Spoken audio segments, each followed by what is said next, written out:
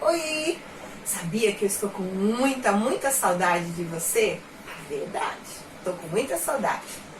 Vou falar um pouquinho para vocês hoje sobre o som dos animais. Qual será que vai aparecer aqui? Olha o animal que apareceu aqui. Você conhece esse animal? É o galo. Cadê o som do galo? Ouviu? Vamos fazer igual, ó. Có, có, có. Có, có, có. Isso mesmo. Vamos ver o nosso próximo animalzinho que eu separei? Ah, esse é grande. Esse daqui é o boi. Como será que é o som dele?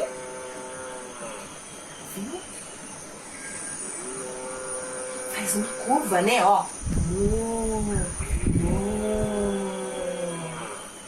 É um som diferente, né? Um som grave. Vamos ver o próximo?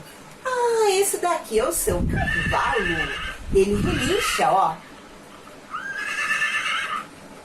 O som dele vai lá para o fundo. Lá. Tchau, seu cavalo. Foi embora. O próximo que eu separei é esse daqui. Ele é amarelinho. E ele gosta de água. Ele faz uma curva.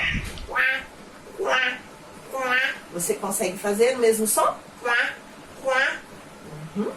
Agora vamos ver o nosso próximo bichinho. Esse eu acho que você tem na sua casa. Vai do grave para o agudo. Dependendo do tipo do gato mesmo. E tem um aqui que eu acho que você também pode ter na sua casa. Cachorro. Tem cachorro que tem o som. Ele vai... né? Ele sobe, desce, sobe, o som sobe, desce. Tem cachorro que tem o som grave. Tem cachorro que tem o som mais agudo. Sabia que na minha casa eu tenho 2 bichinhos? Eu tenho uma gata e tenho um jabuti. Acredita?